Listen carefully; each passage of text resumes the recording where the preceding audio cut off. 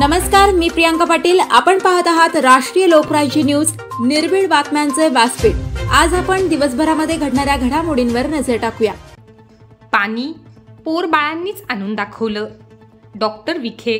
निळवंडे डाव्या कालव्याचे जलपूजन संपन्न.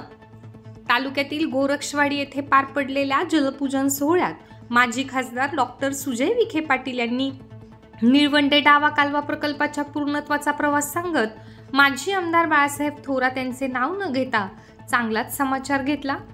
50 वर्ष सर्व सत्तास्थान असताना सुद्धा तुम्हाला जे करता आलं नाही ते पोराबाळांनीच करून पाणी आल्याचं सिद्ध करून दाखवलं असल्याचा टोला लगावला. डॉक्टर विखे पाटील म्हणाले, निळवंडे डावा कालवा योजना 30 ते 40 वर्षांपासून फक्त कागदावर होती. या दरम्यान अनेकदा बैठका झाल्या, आश्वासने दिली गेली, पण गोरक्षवाडी, संगमनेर आणि आसपासच्या गावांपर्यंत पाण्याचा थेंबही पोहोचत नव्हता. जनतेच्या अपेक्षा वारंवार वाढवल्या, पण त्यांची पूर्तता झाली नाही. आज या प्रकल्पामुळे केवळ शेतीसाठीच नाही तर पिण्यासाठीही भरपूर पाणी उपलब्ध होणार आहे.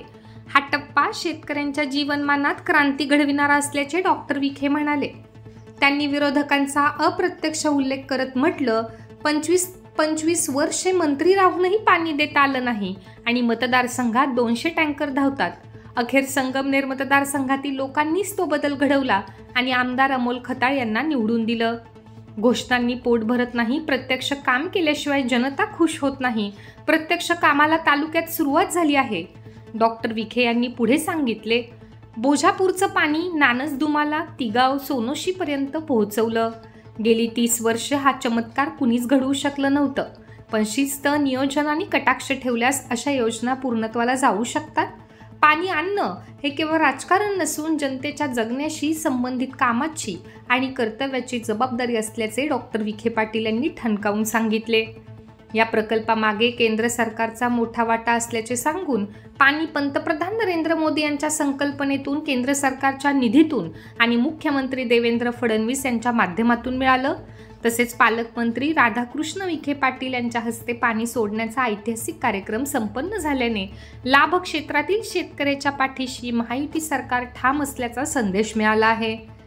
जलपूजनानंतर गोरक्षवाडी जलयात्रा काढण्यात आली. ढोल ताशांच्या गजरात शेकडो ग्रामस्थ रस्त्यावर उतरले. शेतकऱ्यांनी विखे पाटील यांचा सत्कार करून त्यांच्यावर पुष्पवृष्टी केली. यावेळी ग्रामस्थांनीच विरोधकांवर मिश्कील अशी टिप्पणी केली. डॉक्टर विखे म्हणाले, ज्या भागात पाणी आम्ही सोडलं तिथे विरोधक येऊन काय भाषण करणार. यावर ग्रामस्थांनी मध्येच हशा पिकवत उत्तर दिलं, दादा, विरोधकच येणार नाही. शेवटी डॉक्टर विखे म्हणाले, पाणी देतील तर विखे पाटीलच देतील. पुढील 2 वर्षात निमगाव जाळीचा प्रत्येक कानाकोपरा पाण्याखाली आणू असा जनतेसमोर शब्द दिला. राष्ट्रीय लोकराज्य न्यूज नेटवर्क, संगमनेर. ताज्या बातम्यांसाठी आणि अपडेट्ससाठी राष्ट्रीय लोकराज्य न्यूज चॅनलला सबस्क्राईब करा. तसेच लाईक आणि शेअरही करा.